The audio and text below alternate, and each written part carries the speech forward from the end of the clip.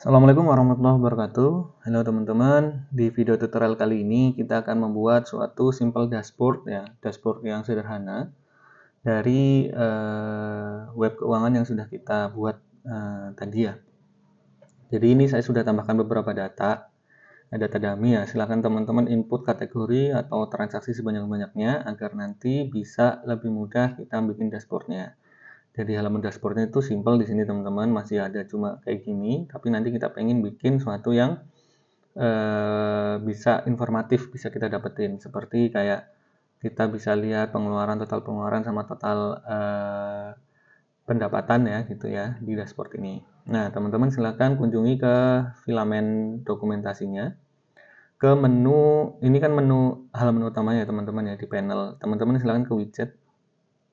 Kemudian widget ini adalah cara install untuk parsialnya atau manualnya satu persatu. Teman-teman langsung aja ke start overview widget. Jadi widget di filamen ini dibagi menjadi beberapa tipe teman-teman. Yang pertama ada stat itu seperti statistik lah, seperti itu. Berapa totalnya seperti itu. Kemudian ada chart, kemudian ada grafik, ada table. Nah, yang kita pengen bikin adalah yang simple stat overview widget dulu ya teman-teman. Silahkan copy untuk perintahnya ini. Ini ya URL dokumentasinya. Kita copy. Kemudian teman-teman ke terminal. Oke, terminal dipaste di sini. Yaitu perintahnya adalah PHP Artisan Make Filament Widget Start Overview ya. Samain aja. Oke, nah kemudian ini biarin aja teman-teman, optional aja dikosongin aja. Kemudian di sini ya di admin panel. Nah, ini perintah ini akan membuat suatu folder widget, kemudian di dalamnya ada start overview. Ya. Oke ya, kita save. Kemudian kita lihat reload browsernya. Tadi ada sculpted ini ya, ada section ini ya startnya. Nah, cuma memang kita belum punya apa-apa seperti itu teman-teman. Nah, kalau teman-teman baca lagi ke dokumentasi yang di bawah, ini ada contohnya nih. Oke, kita copy aja contoh. Kita copy. Tapi ini angkanya adalah hardcode. Artinya angkanya itu masih di lewat codingan. Dipaste aja di bagian return-nya ya. Tadi seperti ini awalnya, hapus komennya, paste di sini return. Kemudian kita coba refresh. Nah, ini sudah mulai muncul halaman sesuai yang ada di sini teman-teman ya. Jadi enak banget, udah nggak usah perlu setting HTML-nya kalau kita masih manual ya. Seperti itu, kita langsung udah pakai seperti ini. Nah, kita mau ubah. Sekarang yang unique views ini kita ubah menjadi dari total pemasukan. Oke ya, coba. Nah, total pemasukan. Kemudian yang ini total pengeluaran.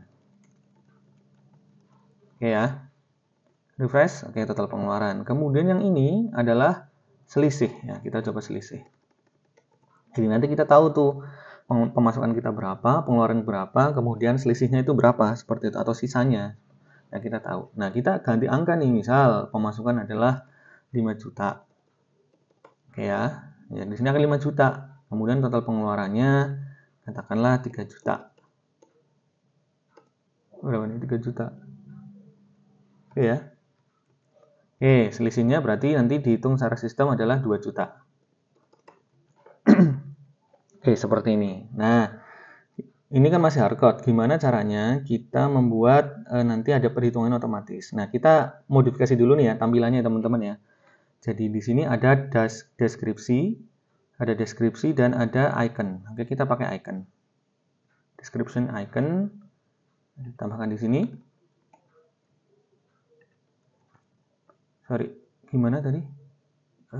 Description make description icon start make, benar kok, description icon. Kenapa ini error? Oh ini. Oke, kita coba pakai description icon. Iconnya nggak muncul. Sebentar, oh sorry. Ini harus ada deskripsinya dulu, baru iconnya muncul. Nah, deskripsinya ini kan sesuatu yang apa nih? Coba lihat ya. Kayak apa? Perlu nggak kita pakai? Oh, ya ini nggak usah perlu dulu teman-teman. Kita nggak usah pakai itu dulu. Kita ubah aja warnanya nih, coba.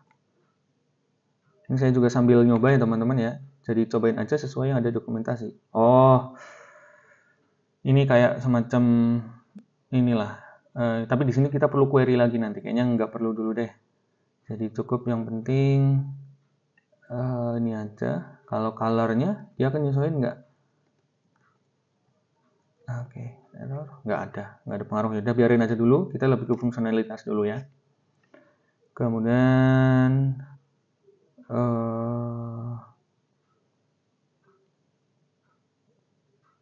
nggak ada. Oke, kita langsung lakukan query teman-teman. Di sini kita pengen ganti value ini jadi benar-benar pemasukan. Jadi kan pemasukan apa tadi? Ya udah kita pakai bahasa Indonesia saja ya. Pemasukan berarti artinya dari transaction, ya kan? Where is expense ya? Nah, some amount. Ini saya tadi pakai kode IOM ya teman-teman ya. Ada suggestionnya. Ini pengeluaran juga udah ada suggestionnya. Jadi di kode IOM ini pakai AI udah langsung mengenerate berapa pemasukan dan pengeluarannya ya, query-nya ya. Oke, teman-teman coba pemasukan kemudian pengeluaran. Sip. Oh, kita belum import untuk transaction-nya. Transaction-nya itu ada di mana? Use, app, models, transaction ya.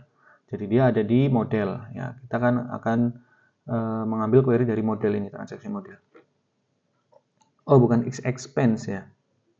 Apa sih di model itu kemarin? Oh, sorry, dia ada query ke ini teman-teman, query ke kategori ya. Ada query ke kategori. Jadi di sini bukan gini aja transaction. Di sini saya sudah membuat dua function, namanya scope expense dan scope income. Jadi ini adalah salah satu materi di Eloquent ya. Ada function di Eloquent untuk mempermudah kita melakukan query-query. Jadi cukup scope expense dan scope income. Nah, cara manggilnya adalah di start overview ini.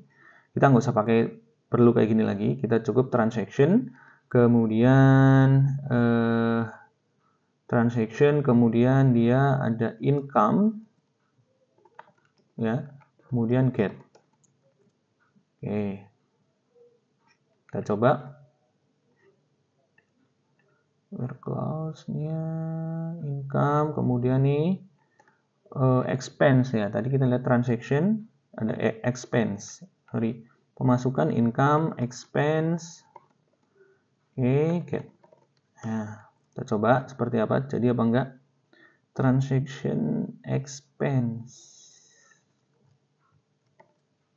Nah, oke. Kemudian get-nya kita summarize. Summarize ini apa? Amount. Oke. Nah, kalau tadi kan tampilannya ini ya. Nah, ini teman-teman. Kita udah bisa langsung jumlahin pengeluaran dan pemasukan dan pengeluaran. Kemudian selisihnya di sini ya pemasukan dikurangi dengan pengeluaran. Oke, seperti ini. Kenapa sih query-nya harus seperti ini? Ya nggak apa-apa. Kalau misalnya teman-teman mau pakai join kayak tadi, misalnya mau pakai join pemasukan, misalnya transaction, join apa? Kategoris, ya. Kemudian on-nya apa? Nah, ini udah saya ada AI-nya. Transaction.category ID sama dengan kategori ID. Oke, kemudian di sini where ya, where is categories is expense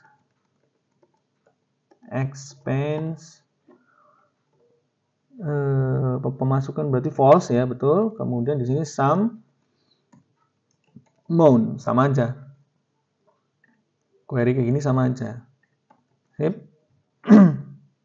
Nah, kan sama kan ketemunya. Tapi kalau kita main di modelnya atau main di Eloquent-nya, ini kita bisa panggil dari mana aja teman-teman ya. Kita bisa panggil dari mana aja.